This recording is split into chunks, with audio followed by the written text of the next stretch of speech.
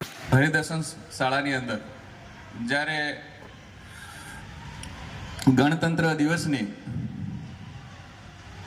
ઉજવણી કરી રહ્યા હોય અને સોસાયટી સાથે સાથે સોસાયટીની અંદર હરિદર્શન સ્કૂલ વતી જે કાર્યક્રમ આયોજિત થયું છે અને એ સમયે સોસાયટીના વાલી મિત્રો, વડીલો, યુવાનો અને અહીંના વિદ્યાર્થીઓ અને ખાસ કરીને જે સ્કૂલના સંચાલકોએ જે ખૂબ સારી રીતે કાર્યક્રમ આયોજન કર્યો છે એમને ખૂબ ખૂબ અભિનંદન પાઠવું છું. હાલ મારું વક્તવ્ય રજૂ કરું, મારી સાહેબ જોડે ચર્ચા થઈ હતી કે હું વાત કરીશ બને ત્યાં સુધી આજનો દિવસ છે એ દિવસ ઉપર જ વાત કરીશ, કારણ કે જેમના લગ્ન હોય એમના જ ગીત ગાવા જોઈએ. એટલા માટે હું મારા વક્તવ્યની શરૂઆત કરવી પહેલા સૌપ્રથમ બધાને જય સંવિધાન, જય ભારત, જય જોહાર, જય આદિવાસી, જય ભીમ. હું આજનો જે દિવસ છે એ દિવસ શું છે એના ઉપર ચર્ચા કરીશ કે આગળ જે મારા આગળના વક્તા હતા એમણે વધારે તો બધી વાત કરી દીધી છે કે ભારતનું સંવિધાન આજના દિવસે અમલમાં આવ્યું. આ સંવિધાન 2 વર્ષ 11 મહિના અને 18 દિવસ એમની કામગીરી પૂરી થઈ, યાની કે 17મા દિવસની રાતે જ એની કામગીરી પૂરી થઈ હતી અને 18મો દિવસ એ હતો કે 26 નવેમ્બર 1949ના દિવસે આ સંવિધાન તૈયાર કરી અને આ સંવિધાન છે સંવિધાન સભાને સમર્પિત કરી દીધું હતું. આ સંવિધાન જેમને સમર્પિત કર્યું એમનો ફોટો કદાચ તેલ ચિત્ર આપણે જોયું છે, એમાં સંવિધાન સભાના દરેક સદસ્યો સાથે છે. આ સંવિધાન સભાની અંદર સાથે સાથે એક કમિટી બનાવવામાં આવી હતી. એટલા માટે આજે હું થોડી આ બધા વિશે સ્પષ્ટતા કરીશ કે સંવિધાનની અંદર કોણ કોણ હતા. આ સંવિધાન સમિતિની અંદર કુલ 7 સભ્યો હતા જે ડ્રાફ્ટિંગ કમિટી હતી. એ ડ્રાફ્ટિંગ કમિટીના 7 મેમ્બરો, એમના નામ આજે હું આપના વચ્ચે લઈ રહ્યો છું. સૌપ્રથમ હતા અલાદી કૃષ્ણ સ્વામી અય્યર, બીજા છે એન ગોપાલ સ્વામી અય્યર, ત્રીજા નંબર ઉપર છે doctor BR Ambedkar, 4 number KM Munshi, 5 number Syed Mohammad ચાલુદા અને 6 છે DN મિત્ર અને 7મા છે DP ખેતાન, કદાચ આપણે ખેતાન પંખા સૌરાષ્ટ્રમાં. આ 7 મેમ્બરોના દ્વારા આ સંવિધાનની જે ડ્રાફ્ટિંગ કમિટી હતી આ સંવિધાન રચવા માટે એને જવાબદારી સોંપવામાં આવી હતી. આ સંવિધાન તૈયાર થયું અને 26 નવેમ્બર 1949ના દિવસે સંવિધાન જ્યારે સોંપ્યું અને ત્યાર પછી જે પ્રથમ સભા મળી એમાં જવાહરલાલ નહેરુ, સરદાર પટેલ અને એમના જે શબ્દો છે એ કદાચ આપ આજે પણ BBCના ઇન્ટરવ્યુ હોય અથવા તો ગૂગલ ઉપર જોઈજો કે એમાં નહેરુ એમ કહે છે કે આ સંવિધાનની જો કોઈને પૂરેપૂરું જો આનું કોઈ દાયિત્વ નિભાવ્યું હોય ને આખી પ્રેરણા જો કોઈને જાતી તો ડોક્ટર BR આંબેડકરની જાય છે. શા માટે કે આ 7 મેમ્બરમાંથી 6 મેમ્બર છે એમાંથી 3 છે એ વિદેશના કામોમાં વ્યસ્ત હતા, કોઈ રાજના કામોમાં વ્યસ્ત હતા ને એક હતા બીમાર હતા. 6 મેમ્બરો ક્યારેય હાજર રહી જ નથી શક્યા. આવું હું નથી કહેતો, તમે ગૂગલ મેપ ઉપર સર્ચ કરજો.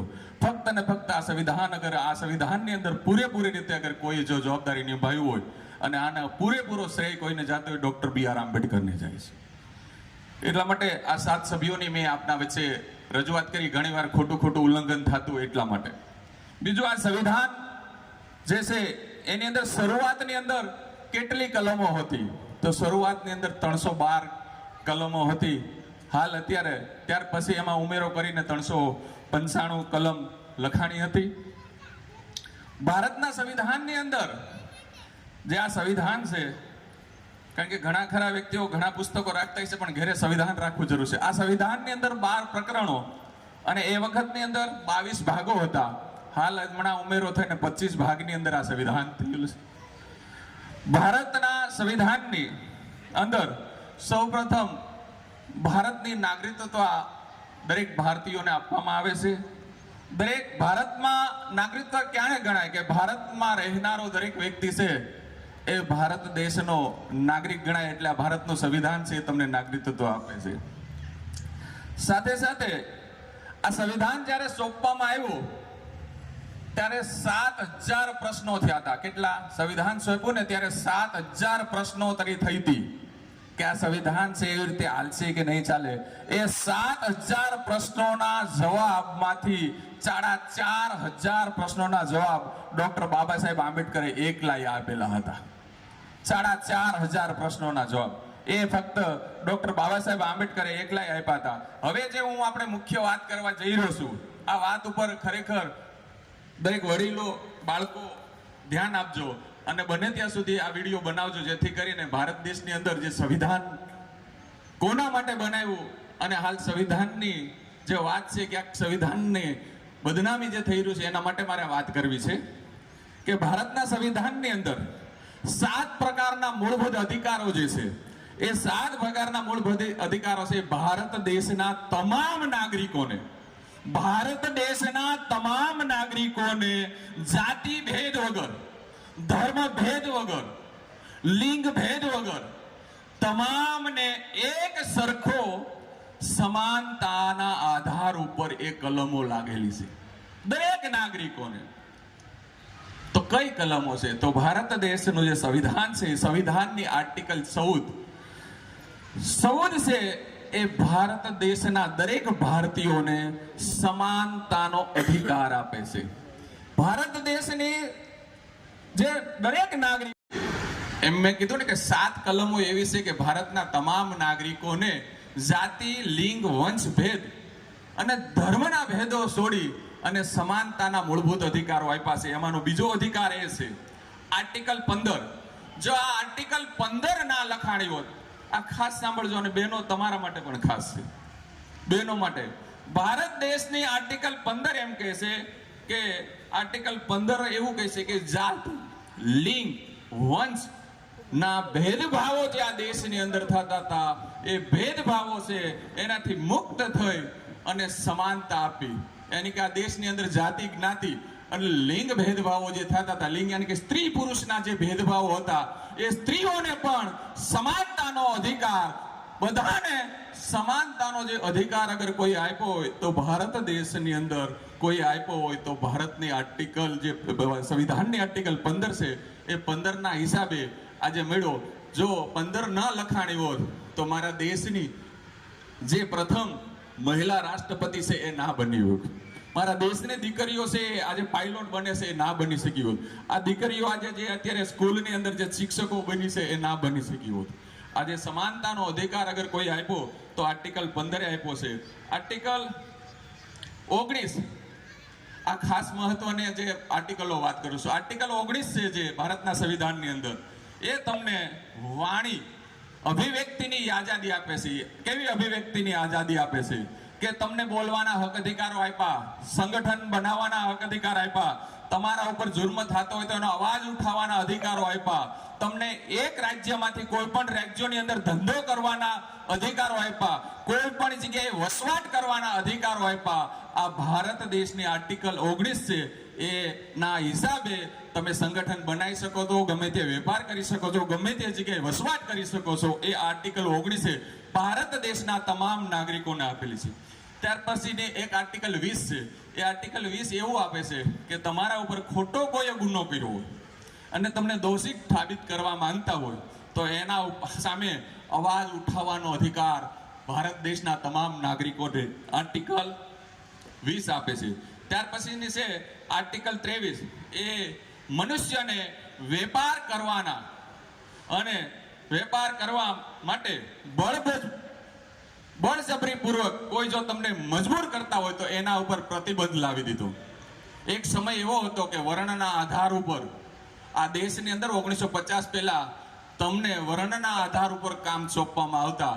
આ ભારત દેશનું જે સંવિધાન લાગુ થયું ત્યાર પછી દરેક વ્યક્તિ પોતપોતાના હિસાબથી ધંધો કરી શકે છે, વેપાર કરી શકે છે. નકર તો વર્ણ વ્યવસ્થાના હિસાબે વર્ણના જે સ્થાન મળેલું હતું કે અહીંયાની ભારત દેશની તમામ સ્ત્રીઓ છે, એ સ્ત્રીઓને ભણવાના હક અધિકાર ન હતા, જ્ઞાન પ્રાપ્ત કરવાના હક અધિકાર ન હતા, બોલવાના હક અધિકાર ન હતા. સાથે સાથે ભારત દેશના જે વર્ણ વ્યવસ્થામાં જે શુદ્ર સમાજ છે, એ 6,743 જ્ઞાતિઓ છે, એને ભણવા કે જ્ઞાન પ્રાપ્ત કરવા કે સંપત્તિ રાખવાના હક અધિકાર ન હતા. એ અધિકાર જો તમને કોઈ અપાવ્યા હોય તો ભારતીય સંવિધાને અપાવ્યા છે. એટલા માટે આ શોષણ વિરોધમાં અવાજ ઉઠાવવો એ ભારતના સંવિધાનની આર્ટિકલ 23 કહે છે. અને 7મી આર્ટિકલ છે, એ ખાસ મહત્વ છે કે એ પણ ભારત દેશના તમામ નાગરિકોને એક સરખો અધિકાર આપે છે, અને એ આર્ટિકલ છે આર્ટિકલ 25, રાઇટ ટુ રિલિજન. યાની કે આ દેશની અંદર રહેનારો દરેક વ્યક્તિને મન ચાહે એવો ધર્મ પાળવાનો અધિકાર ડોક્ટર B.R. આંબેડકરે આપ્યો. મન ચાહે એને ગમતો હોય એ ધર્મ એ વ્યક્તિ પાળી શકે છે. તમને ધાર્મિક સ્વતંત્રતાની આઝાદી ભારતીય સંવિધાનની અંદર આર્ટિકલ 25માં આપી છે.